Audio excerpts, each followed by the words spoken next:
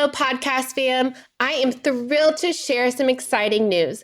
My book, Sow, Grow, Lead, is officially live on Amazon. This book is more than just my story of starting a nonprofit and building a peanut butter factory in Malawi. Though trust me, the ups and downs of that journey are worth the read. It's also packed with practical strategies to help nonprofit leaders like you tackle challenges with clarity, courage, and a whole lot of heart. If you've ever wondered how to turn your vision into reality, navigate the inevitable hurdles, and build something meaningful, whether in your organization or in your own life, this book is for you. I'd be so grateful for your support in spreading the word. Grab your copy of Sow, Grow, Lead in the show notes and on Amazon today. Let's keep sowing seeds of impact together.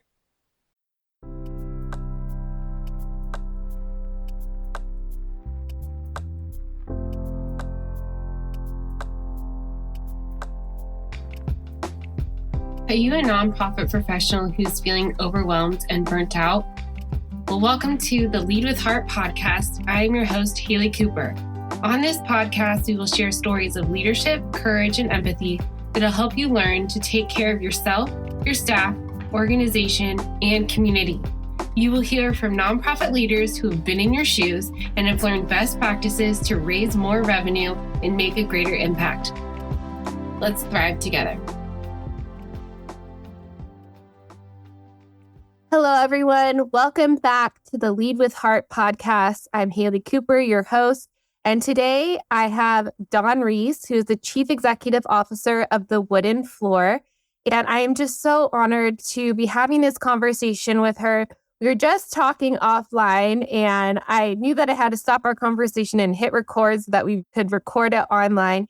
I've known her for a number of years through my family, as well as she's been a mentor and just a great inspiration in my life. And so I'm going to introduce you to her, and then we're going to get started with this conversation. Dawn is a social innovator who leverages her unique blend of experience in business, technology, education, and the arts. During Dawn's 13-year tenure, the organization budget has grown from $2.1 million to $3.5 million, and she has led efforts to scale its impact both locally and nationally. In 2018, through an innovative partnership with C&C Development, the Wooden Floor opened a second location in Santa Ana, California, with an affordable housing community and increased its student body to nearly 500 year-round children and their families who are served for up to 10 years. And she created a licensing model to partner with other creative youth development organizations across the nation to transform the lives of young people in low-income communities through the power of dance and access to higher education. Since 2005, 100% of seniors who graduate from the Wooden Floor immediately enroll in higher education. Dawn believes in building a culture of philanthropy, and she is a certified fundraising executive, an international certification that less than 8,000 fundraising executives in the world hold. Dawn received the 2020 Woman of Distinction Award from the 34th California Senate District, 2019 Women Breaking Barriers Award from Connected Women of Influence, the 2018 Founders Award from the Institute for Community Impact, the 2016 Center for Leadership Award for Innovation from the California State University Fullerton, and in 2018, the Wooden Floor received the Best Place to Work Award by the Orange County Business Journal. Dawn serves on the board of directors for 10C as a treasurer, Orange County Music and Dance, Passkeys Foundation as a board chair, and the Santa Ana Chamber of Commerce. She is on the board of advisors for the Center for Leadership, College of Business and Economics at Cal State Fullerton, and a mentor at CSU Long Beach Student Center for Professional Development. Dawn founded the OC Nonprofit CEO Forum and co-chairs the Youth Mental Committee for the Santa Ana Task Force. Dawn is an author, mentor, consultant, and national conference presenter on the topics of strategic planning, board governance, and board diversity, branding, and fundraising. She began the first 10 years of her career with the Oak Tree Consulting Group, a management consulting firm specializing in CEO coaching for the high technology industry. And this is where she learned best practices of business strategies and corporate governance. Dawn received her Bachelor's of Art in Psychology from California State University, Long Beach, and she lives in Huntington Beach with her husband. Well, welcome, Dawn. You are busy, so thank you so much for taking the time to chat with me like you always do and just influence and just give me a wealth of knowledge. So I just want to welcome you. And why don't we start with, you have a big background that started in the business side and consulting side. So I would love to know how you got started in the nonprofit field and how the work that you did prior to your nonprofit career translates into it now. Thank you, Haley, and thank you for the warm welcome too. And I've just enjoyed being part of your life and your family's life all these years. So thank you for having me. So to go back a few years, in my first career, I had the opportunity to work for a visionary leader, and he provided me with an opportunity to get back into the community when I was in my 20s. I was serving on boards very young in my career, and I really encourage young people to do that today. I was serving on a board of a symphony board, a children's health services board, and I was also serving in the Torrance Chamber board around education causes. And so I say that because if you know anything about the wooden floor today, it's about propelling young people forward using, as you said, the transformative power of dance combined with education, family services, and providing those opportunities that I didn't know in my early career would be so formative to where I am today. And also my first, I would say boss, I don't know if that's the right word. He was such a wonderful person, mentor, I think is a better word. He also asked me to start a nonprofit too, and which was a trade association for the technology sector. So early in my life, I had an ability to work in arts, education, social services, and also formed a nonprofit. I had no intention to be in the nonprofit sector at the time because I was in the for-profit sector, but I found that I loved the idea of working with leaders, working with those that had a passion and purpose for a cause, even it was in a trade association environment, a mission to develop, to change and make a difference in a community. And so when I had an opportunity to move my career in the early 2000s into either a for-profit space or a nonprofit space in a finance role at the time, I took the opportunity and I started at Opera Pacific in the early 2000s. I was our director of finance and administration. I eventually became our managing director. And unfortunately, Opera Pacific closed, if anyone knows the story. I took it into bankruptcy and for the board. And within 3 weeks, I received the role at the wooden floor and I became our CFO general manager. I had no idea how transformative being at the wooden floor would be for myself and my career and the opportunity I would have to make a difference here at the wooden floor by bringing, like I said, the background that I had both in strategy, nonprofit, the love of arts, education, and social service like I do here at the wooden floor, which I say today is bringing my passions and purpose to the organization because my true calling coming out of college was to be a teacher and a principal. And while I went into my business career, I actually say today I am like a teacher and a principal at the wooden floor where I serve 475 children every day, not in a traditional way as a teacher and a principal, but I get to work with wonderful children each and every day.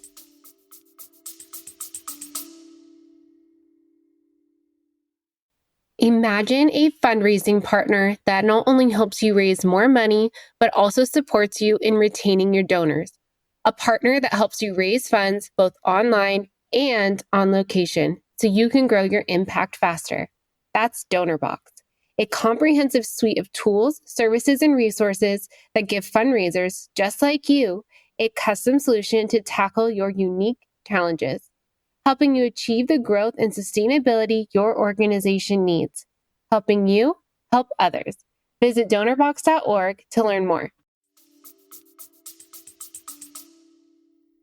Wow, thank you so much for sharing. And I think we were talking before this, and I would love to know, you started on the strategic planning side and I know that the wooden floor has a very special theory of change, and there's a whole nother episode talking about outcomes with the Mark USA, Tracy from the Mark. So if you want to learn more about that, you can dive into that episode. But I want to talk specifically about how your strategic planning expertise from your former career, quote unquote, has translated into the success of the wooden floor and where it's at today.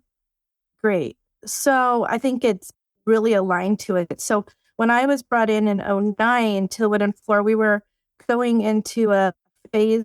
The board was looking to bring in professionally managed staff working with the board to create a team that would look at strategic planning of taking the organization to the next phase, I guess. I don't want to say next level because we've always been a great organization, just next phase in organizational growth.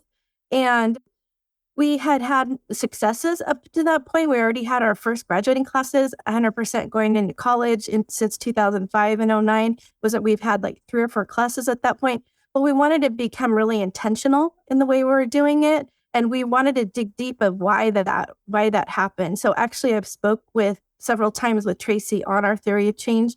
And I believe the theory of change was a key component of why we're so successful here at the wooden floor. And that was part of our strategic planning process, was to unpack that for the wooden floor as part of the strategic planning process. But my background and our philosophy at Oak Tree was that we didn't want strategic planning to be something that just kind of sat on a shelf and was just done because you had to do it, every couple of years. It wasn't an iterative process. Staff felt like, oh, why are we having to do this? What's in it for me? Kind of thing. We wanted it to be very vibrant, active, participative, that it wasn't a top-down process from the CEO down. We wanted it to be very inclusive. And this was in the 80s and 90s we were doing this. And so when I came into the wooden floor, I was looking for consultants that had that same process. And I had worked with a consultant at Upper Pacific, Rebecca Alvarez with MP Strategies, who had that same process who I really enjoyed working with, but also had that same process that I had at Oak Tree. And she also had something that I really liked as well that we didn't have at Oak Tree, but she evolved it as well, is that she also took a 360 view of the external environment, bringing in data externally. Sometimes SWOT analysis is very internalized. So you have your board, your internal audience, and you get kind of a SWOT analysis, but it's very kind of insular. She actually takes a 360 and takes it out to maybe your supporters, your key funders, maybe funders you would like to potentially support your organization, maybe national partners you're considering working with, or even looking at a competitive landscape of something that you're looking into. And so we really, after we looked at several other RFPs at the time, we really settled on Rebecca. And so she's been a key partner through our first 10-year vision, and I'll talk about that in a second, as well as our current 10-year vision. So in 2009, the board and our staff came together and we created a 10-year vision at the time, and that was really important to us. Not all organizations can create 10-year visions. I just want to put that out there, Rebecca, and I've talked about that several times, because it's really difficult to think so far out for some organizations when maybe their model isn't that far reaching. For us, we make a 10-year commitment to our students, so it's easy for us to think 10 years out. At least today, we think 10 years out. So we made a 10-year vision. At the time, it was to advance our current model, grow local impact, and increase visibility and advocacy for our outcomes. And then what I did was at the wooden floor was different than Oak Tree, is that I look at strategic planning as the plans as chapters in a book that write that vision. So the vision, the book chapters aren't written ahead of the vision. They're actually answering questions at each juncture of the vision. And so during that time of that first 10-year vision, we changed our name from St. Joseph Ballet to the wooden floor. We created our theory of change. We grew to our second location. We scaled our model nationally. We launched a $20 million campaign that we raised $20 million in 4 years. I mean, we had some really big goals during that 10-year vision that we actually accomplished. And then in 2018, pre-pandemic, we actually created our next 10-year vision statement, which is to drive social innovation, grow impact, and uplift our community as our third pillar. And what was beautiful about that was we hadn't yet finished our current plan, and that was purposeful, is that I wanted that to happen before the 10-year vision was complete, because we were also ending our campaign in the same year. And I didn't want the vision and the campaign to end in the same year and kind of have a thud kind of thing. It was so fortuitous because also the pandemic hit, and that would have been that same year. And you think about planning in the middle of a pandemic year would have been really disruptive to the organization on many levels. But because we had that vision in place, we were able then to use 2020 to just ask ourselves, is this vision still the one we want to launch in 2021? Is this the one that we all feel great about? What do we need to use today in order to use the pandemic to learn about ourselves and the organization during this time? How are we going to listen to our community? How are we going to look at our goals around scaling and growth during a pandemic?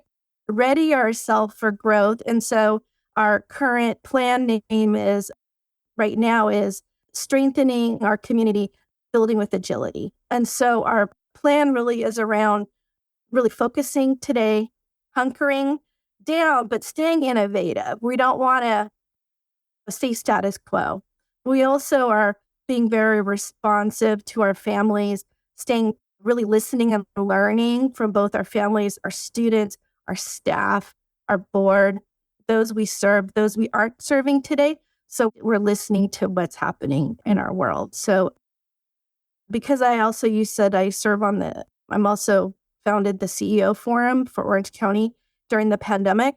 One of my concerns, and I talked to my CEO members, so many CEOs have been nervous to strategize during the pandemic. And I really encourage them to really stay focused on strategy during the pandemic because their mission isn't changing. The parameters around their mission maybe have changed, but if they stay core to who they are and their model hasn't significantly changed because of the pandemic, that they really should really stay focused on strategy.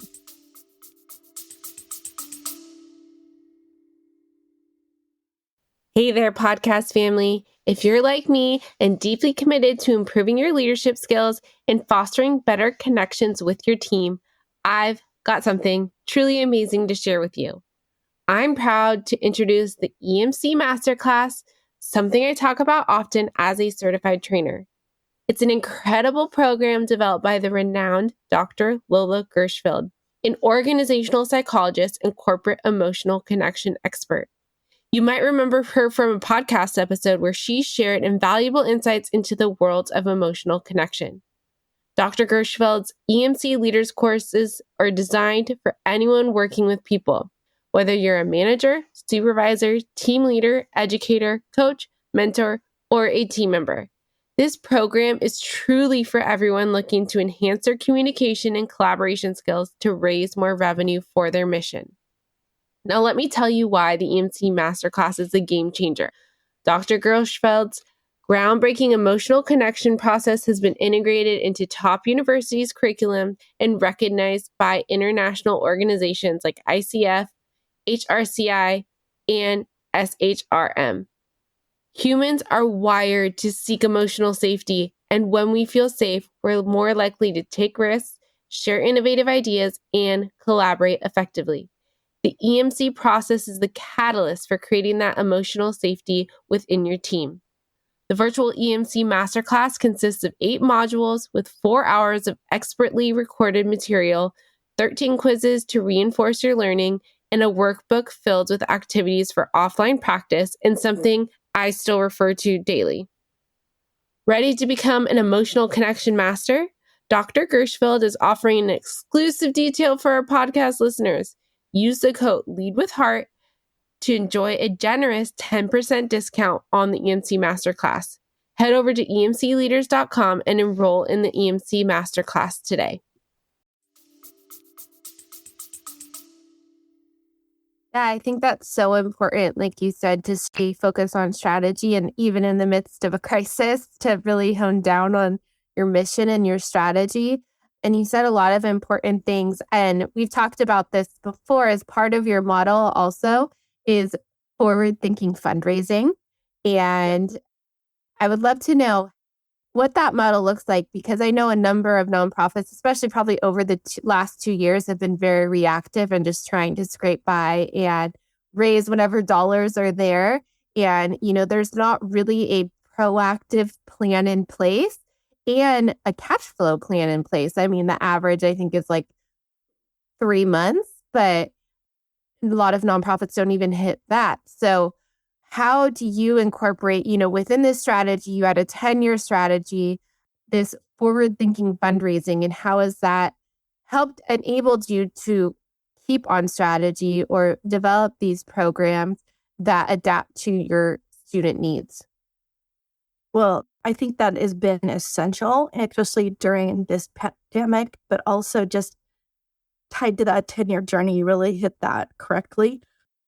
So the strategy was in place before I was here. So I would say probably about 25 years ago, we had some board members at the time and said, if we're going to make this long-term commitment, at the time it wasn't 10 years, but it was a long-term commitment to the children, we have to remain really stable as an organization. So what kind of practices do we need to be in place to do that? And one of them was this concept of forward funding. And so we put in practice that we raise our budget of the next year's budget 8 months in advance.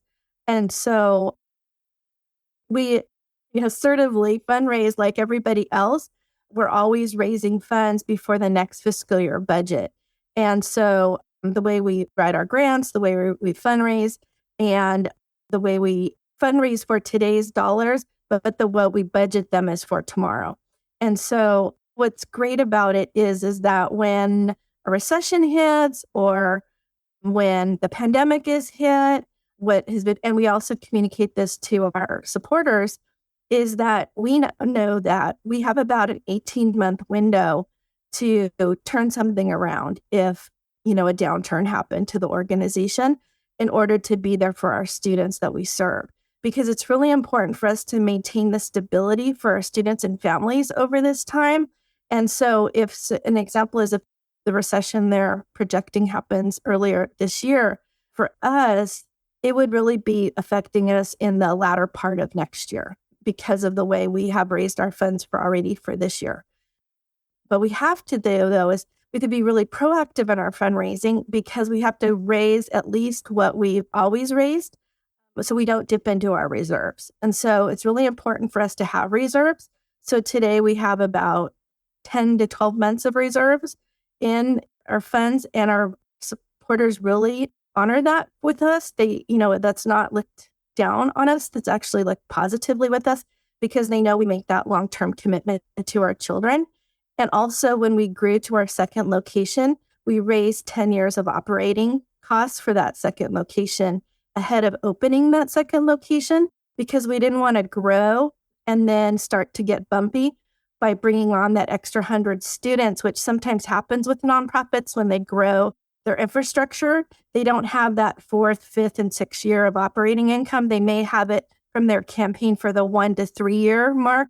I did a lot of research on that before we grew. So I wanted to make sure we didn't see that same cycle, because if we become unstable, then the children become unstable, and our supporters did not want to see that for our children and our organization. And so again, it's been fortuitous for us because hitting the pandemic, we've been able to maintain our services for our students. We haven't had any layoffs, and we've been able to keep all of everything in place for our students. We've also received PPP loans, which has also been able to maintain when we didn't have our events and things like that. So we feel very honored that our supporters have stayed the course with us and made sure that our students and our families have remained stable during this time. Wow, that's amazing. I love that you have the students and the families in mind, and you want to make sure that started early on when it was the St. Joseph Ballet all the way till now, that you wanted to be that stable foundation for those families. And that's what fuels you to keep that forward funding. Before we pivot, I did just want to talk a little bit about the culture of philanthropy that you've built and how you have, a lot of nonprofits struggle to get their donors on board with thinking that way. So how have you created that culture of philanthropy where donors have really believed not only in the work that you're doing, but in your funding strategy? So Wooded Floor, we're celebrating our 40th anniversary next year. We have some of the most amazing supporters, as you know, from your family in the community who are just focused.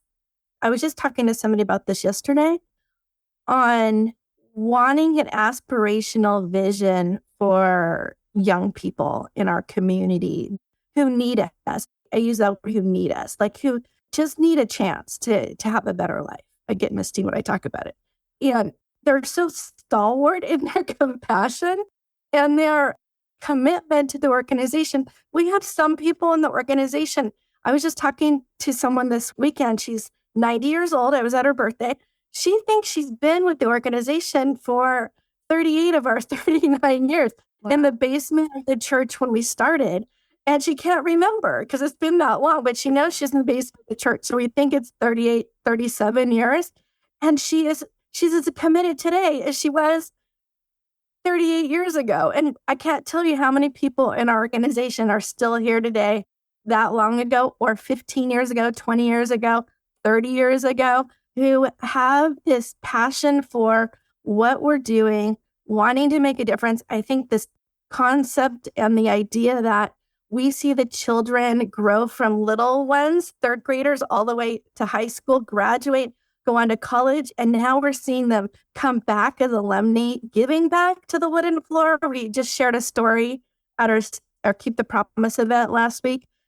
A woman named Jessica came back. She and her partner, Peter, are now class partners, which is our major college prep program, supporter program.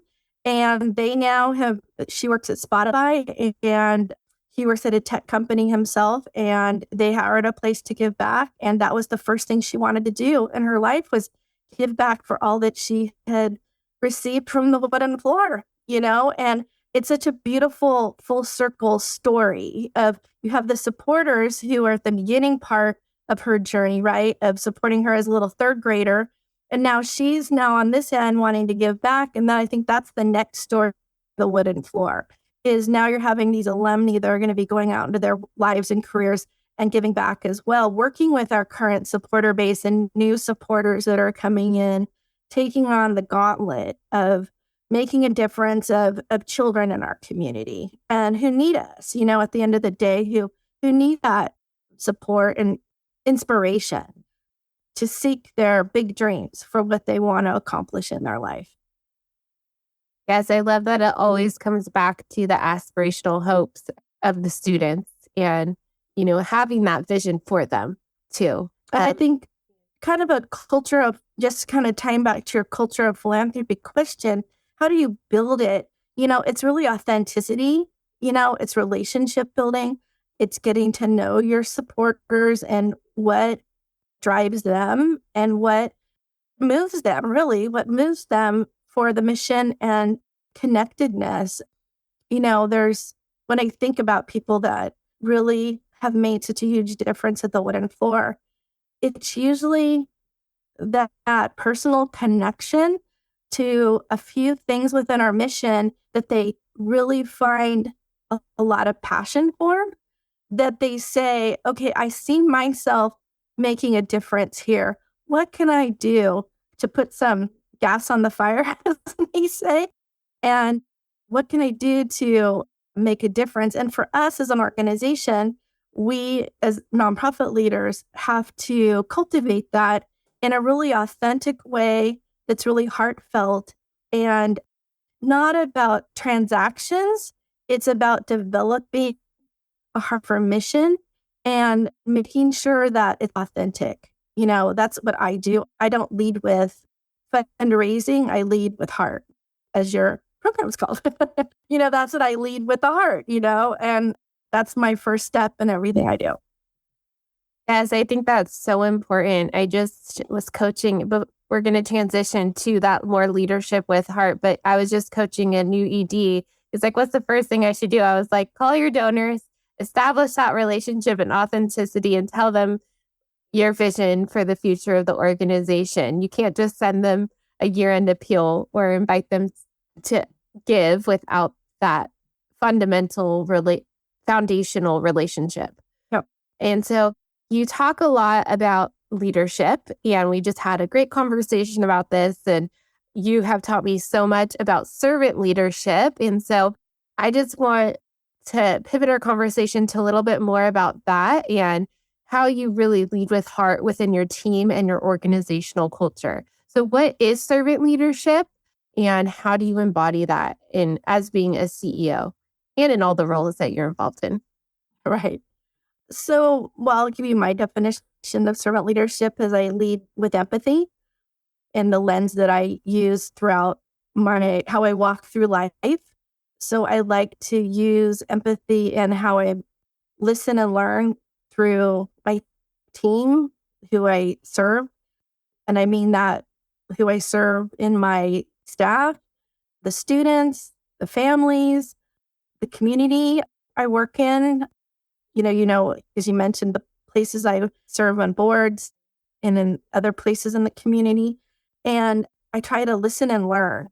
And I believe through empathy and understanding, my guiding principle that I live by is do unto others as you have done unto you. And because of that, I always ask myself, what are the decisions I make each and every day? How does that impact others? And with my definition of servant leadership is making sure that I walk that walk as much as possible, because no one is perfect, but as much as possible in all of my actions and commitments each and every day. How that rolls out, though, is I have an investment, though, also in listening to what are the goals of the staff that I have. And as we were talking earlier, I really like to listen of what's the aspirational vision of our team members. I do a one-on-one CEO check-in 2 times a year with each individual full-time staff member. We meet between a half hour to 45 minutes. It's not about their role, per se in the organization. It's really about checking in with them. How are they doing? What's going on? Sometimes we have a topic. When we're in the growth phase, it was about growth. How are they dealing with growth? During the pandemic, it's been, how are you doing with the pandemic?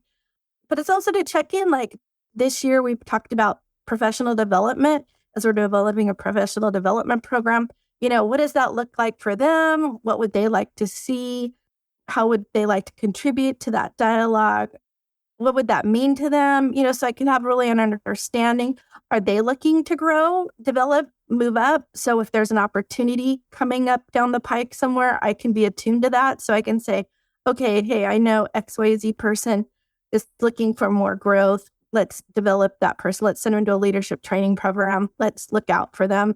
Because I feel as a CEO, it's really important. I know larger organizations that may be really difficult. So I would really encourage individual supervisors to have those one-on-one conversations in larger organizations, and then maybe percolate that information up to the CEO if possible, through their one-on-ones. But for my organization, we have about 22 full-time, so I'm able to do that. But it's also a commitment I'm making to the organization to do that in my own schedule, as you know. But I just love it because it's also, when do I have that time to spend individualized with everybody, just do my own check-in? And then secondly, I think my one-on-one time with my individual reports is to make sure I learned this actually through Bank of America when I was in the Emerging Leader Program. When we were a neighborhood builder in 2009 to 10, I was then our number 2. I was our GM CFO then. And so I attended the trainings. And one of the number one things that all of us went around the room thought we had actually thanked our people. Well, most of us were scored low who went around the room. We were like, why were we scored? Why is that our lower score? It's because we weren't intentional in thanking people. And so I took out of that is when I have my one-on-one and asking them, is there anything you need from me?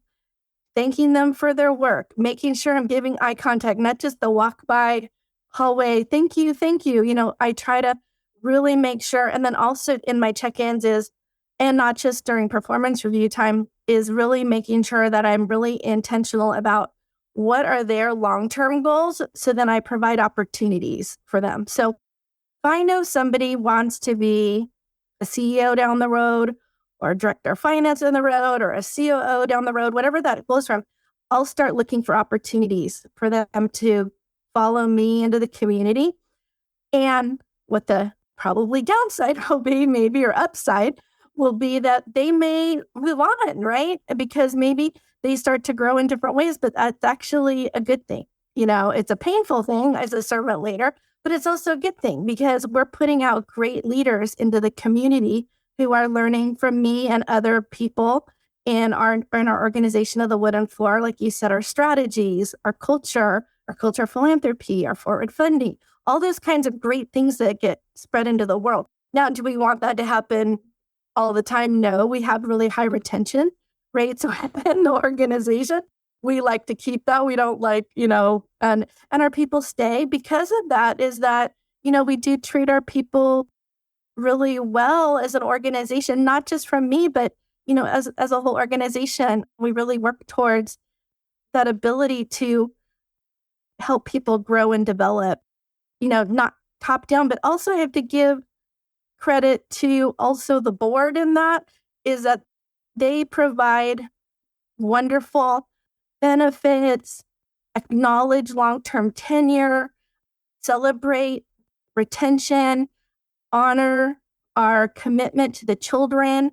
And so it's really holistic in the way that we look at employee engagement, and just really making sure that, this is really important for our work. And then they provide me with the opportunity to, work every day to ensure that we're making sure that we're providing this for all of our staff.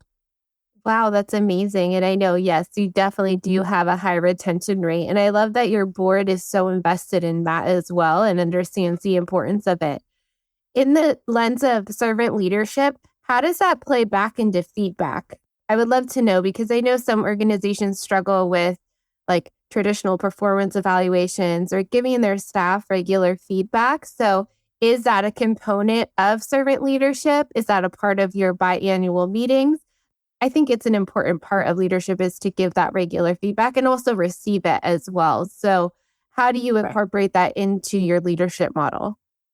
So I always tell all our directors, especially, or any managers in general, is you shouldn't wait annually to give feedback.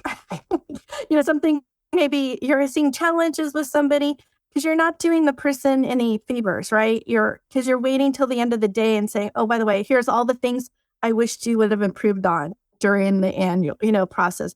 Right. Is sometimes if you just give them a little bit of feedback all the time, you're going to see improvements along the way, hopefully. And maybe they're just simple things. And if they're more skill-based kind of things, maybe you can bring them in professional development, coaching, trainings, whatever. Or maybe it's just that they're not, or also maybe not the right fit, right, for them or the organization. So your goal should be then to maybe help them find their passion and purpose somewhere else, right? And so it's not a loss. It's just maybe it's not the right place for them, right, in the Wooden Floor. So I look at it kind of a continuum, right? But we have a formal process where we do performance reviews annually.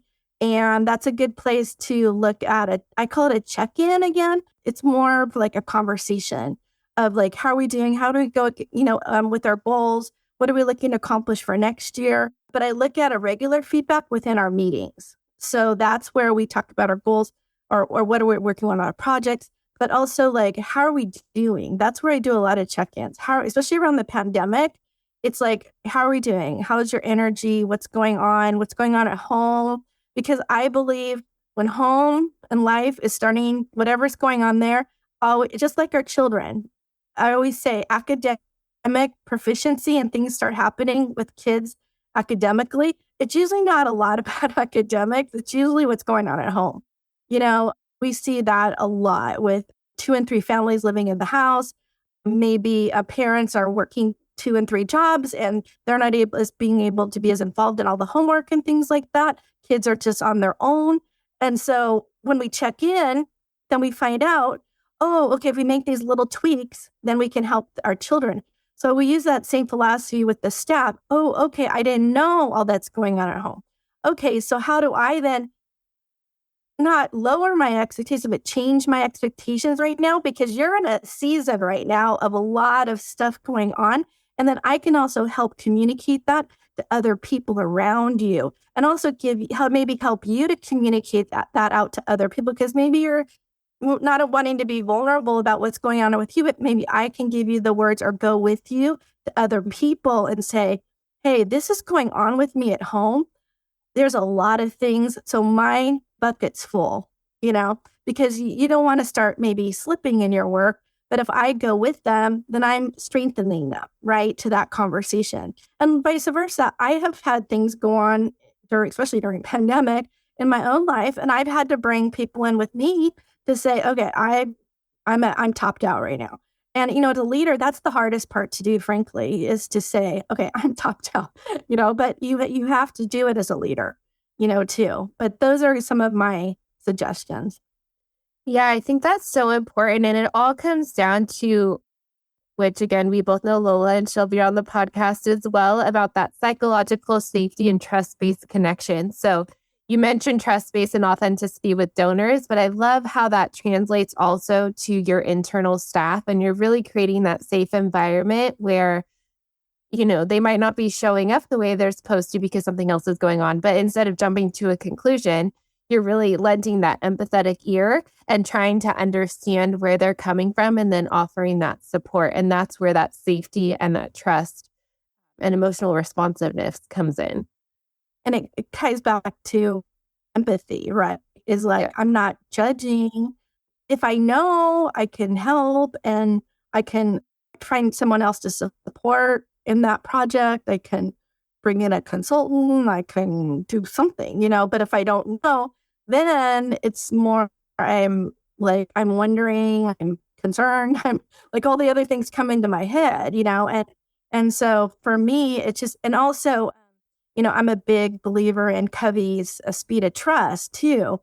I'm like, that's one of my top reads is, when trust starts to break down because you're kind of filling in vacuums of thoughts of like, oh, what's happening? And you're kind of filling it in with maybe misinformation or something. What happens is it starts to also erode productivity, and everything slows down because you create speed bumps, right? You start kind of working around people or kind of thing. And the thing is that that's why we're so effective at the organization, is because we do have high trust. And so we're always, and when things slow down, we have to always ask ourselves, okay, what's going on? Because you can tell like there's something going on. And usually it's tied to like there's some maybe misinformation or something. And so we try to root that out if possible, we do work with people. So, everybody has to be vulnerable in the process, and not everybody always is, because people are people, like you talk about Lola's work. And hope that people can get to a place of at least sharing what they feel comfortable in sharing. Yes, I love that. And I want to end this conversation because I feel like it all comes back both internally and externally is your brand promise. You're committed to both your staff and the community. So we talked about this before we hopped on this call, but what is your brand promise and how do you stay true to that with the work you do both as a leader and in the community? So my personal brand promise is to inspire young people and build our community. That's my vision for my life and my commitment in the world. So it's that combination. So it helps me walk into the world in everything I do. So I'm a mentor at Cal State Long Beach. I'm involved in Cal State Fullerton. That gives me that pep in my step. And I mentor even our alumni today and our current students that we have at the Wooden Floor. So that inspiring young people and that future generation of who we are developing as leaders of tomorrow. I'm actually on LinkedIn helping someone that I don't know even today with a potential venture capital connection to somebody I know to a venture capital because of my technology background in the past, and I don't even know the person, but I love his story. And I think he's a young person, and I think he could have some great idea for his technology app. And then also the building our community part is, it kind of ties to that culture of philanthropy. I think part of that is that how do we build a place that all of us walk into every day that makes a difference in our world? We can all make a difference especially for me, because I've been in the business community and now I'm in the nonprofit. Nonprofits are businesses. Let's go back to that. But let's say the for-profit community and the nonprofit community is, I love the idea where I walk in that, because I can help that for-profit leader see how they can make a difference in the world, right? And to give back when they're ready to come out of their career, either board leadership, skill-based volunteering, philanthropy, volunteerism. There's so many people today that just don't know how to get involved, And so when they meet me, it may not be our mission of the Wooden Floor, but maybe it's something else that I can help connect them to. And I just love the fact that I can do that. And then secondly it's also about myself, is when the nonprofit community, it actually ties back to the Wooden Floor, because the Wooden Floor has set itself up successfully, both from its long-term sustainability outcomes, strategies that we have today. One of the things that I had noted to the board at the pandemic start is that I was able to give back to the nonprofit community from the Wooden Floor and that's why I've been able to start the OC Nonprofit CEO Forum. I've been able to be involved with it for 2.5 years to help other nonprofit leaders navigate this last 2.5 years of the pandemic. But not only pandemic, we talk about strategy, we talk about HR issues, we talk about this next week, we're talking about quiet quitting. We talk about major topics that are facing nonprofits today. And I just feel so honored that I walk in this wonderful world of the nonprofit community, that I can be a leader, but also learn from leaders that are really phenomenal today, like yourself and others that are really making a difference. And I'm really honored to be part of that. Yes, thank you so much. And I love that. It really does. If you follow Dawn, which I'm going to ask you where people can follow you, this is what you embody. You live out your brand promise in everything that you do. And it's just such an honor to have you pour into me and share some of your wisdom. So where can we've talked about so many wonderful things, and I'm just so grateful. Where can people follow you or learn more about the work that you do? I'm on LinkedIn. That's my number one platform I use, LinkedIn, and I'd love for people to follow me there. And also thewoodenfloor.org, that you can look up on the Wooden Floor, and I'd love for people to learn about our mission and learn more about what we're doing to make a difference in our community. Yes. Thank you so much. Both will be linked in the show notes. And thank you again, Dawn, for spending the time and giving a wealth of your knowledge and expertise. Thank you. If you have valued these stories or learned something from what you've heard, please share this podcast episode or follow me on LinkedIn. Thank you so much for your support, and together we can build a better community and world.